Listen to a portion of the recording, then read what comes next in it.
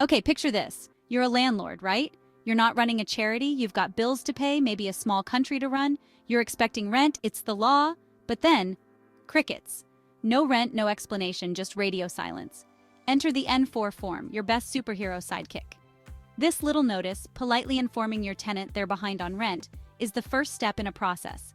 It's not about being mean, it's about communication, and maybe reminding them you exist. Think of it like a friendly nudge, a little tap on the shoulder like, hey, remember that agreement we made? Yeah, about the money. It's all very official, very legal, and sometimes very necessary. Because let's be real, sometimes people need a little reminder.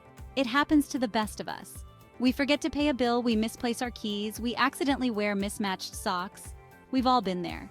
This is just a slightly more official version of, dude, where's my rent?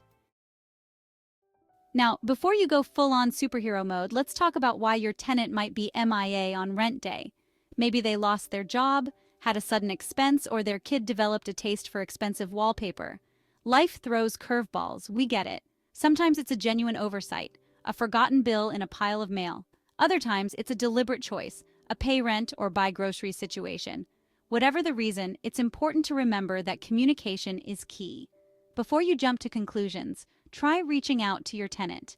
Maybe they're going through something and just need a little understanding, and maybe a payment plan. Being a landlord is like being a superhero, only instead of a cape, you have a tool belt full of legal forms and hopefully, a never-ending supply of patience. And just like any good superhero, you need to protect yourself. First things first, always, always, always use a written lease agreement, preferably the Ontario Standard Lease. This is your legal shield, your kryptonite-proof vest. Make sure it's clear, concise, and covers everything from smoking to insurance. Next up, document everything. Keep records of rent payments, maintenance requests, and any communication with your tenant. This is your evidence locker, your proof of due diligence. And finally, know your rights and responsibilities as a landlord. Familiarize yourself with the Residential Tenancies Act, RTA of Ontario. Think of it as your superhero training manual, your guide to navigating the often confusing world of landlord-tenant law. Time is money, honey, the N4 need for speed. Remember that whole time is money saying. Well, it's especially true when it comes to serving an N4 notice. The RTA has strict timelines and you don't want to miss a deadline. Here's the deal. You can serve an N4 anytime after the rent is due, but you have to file it, along with the L1, with the Landlord and Tenant Board within a certain time frame if you want to take further action.